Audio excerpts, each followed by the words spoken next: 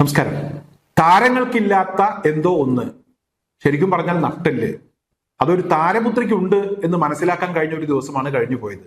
ഡൽഹിയിൽ യുവാക്കൾക്കെതിരെ പോലീസ് അക്രമം അഴിച്ചുവിട്ടപ്പോൾ അതിന് ചോദ്യം ചെയ്തുകൊണ്ട് ഒരു താരപുത്രി രംഗത്തെത്തി. സാക്ഷാൽ മോഹൻലാലിന്റെ മകൾ വിസ്മയ മോഹൻലാൽ. ഇത് എന്ത് തരം ജനാധിപത്യമാണ് എന്നാണ് ആ പെൺകുട്ടി ചോദിച്ചത്. ആ ചോദ്യത്തിന് മറുപടിയില്ല സംഘപരിവാരങ്ങളെ സംബന്ധിച്ചിടത്തോളം. അവർ സമൂഹ മാധ്യമങ്ങളിൽ ഇപ്പോൾ അഴിഞ്ഞാടിക്കൊണ്ടിരിക്കുകയാണ്. ഈ താരപുത്രിക്കെതിരെയാണ് അവരുടെ മെക്കിട്ട് കയറ്റം.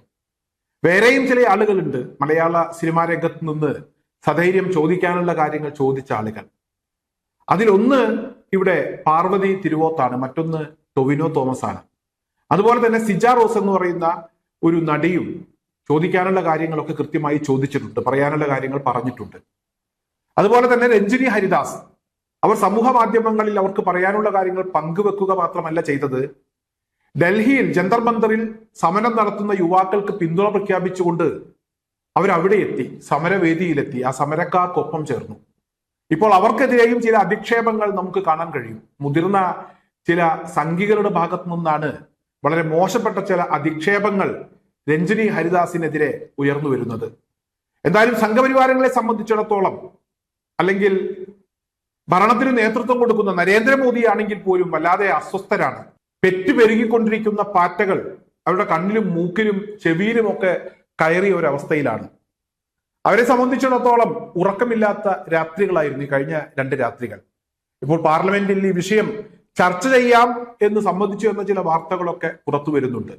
ഏതായാലും BJP യെ സംബന്ധിച്ചിടത്തോളം അവർക്ക് വലിയ തിരിച്ചടി തന്നെയാണ് ഇപ്പോൾ കിട്ടിക്കൊണ്ടിരിക്കുന്നത്.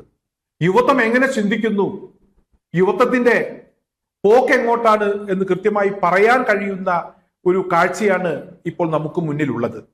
ഇതൊരു 2ാം സ്വാതന്ത്ര്യ സമരം എന്ന് വിശേഷിപ്പിച്ച ചില ആളുകളുമുണ്ട്. നടൻ പ്രകാശ് രാജാണ് അങ്ങനെ പറഞ്ഞത്. ഇതൊരു 2ാം സ്വാതന്ത്ര്യ സമരമാണ്. തീർച്ചയായും ഇപ്പോൾ നമ്മൾ അകപ്പെട്ടിട്ടുള്ള ഈ ഒരു നിന്ന് കരകയറുക തന്നെ ചെയ്യും. യുവാക്കൾ അത് തിരിച്ചറിഞ്ഞിരിക്കുന്നു. ഒരു സമയത്ത് BJPക്ക് വേണ്ടി ജയ് വിളിച്ച ആളുകൾ, മറ്റ് രാഷ്ട്രീയ പാർട്ടിക്ക് വേണ്ടിയൊക്കെ ജയ് വിളിച്ച ആളുകൾ, അവരാണിപ്പോൾ BJPക്കെതിരെ രംഗത്തെത്തിയിരിക്കുന്നത്. എന്തായാലും അവരിവിടെ BJPക്കെതിരെ അല്ലെങ്കിൽ ഭരണകൂട ഭീകരതക്കെതിരെ ശക്തമായി രംഗത്ത് ഇറങ്ങുമ്പോൾ അവർക്കെതിരെയും BJPക്ക് പറയാനുള്ളത് ഒരേ ഒരു കാര്യമാണ്: വിദേശ ഫണ്ടാണ് അവർക്ക് കിട്ടിക്കൊണ്ടിരിക്കുന്നത്. അതിന്റെ നന്ദിയാണ് ചില വിദേശ രാജ്യങ്ങളോടാണ് അവർക്ക് കൂറ്.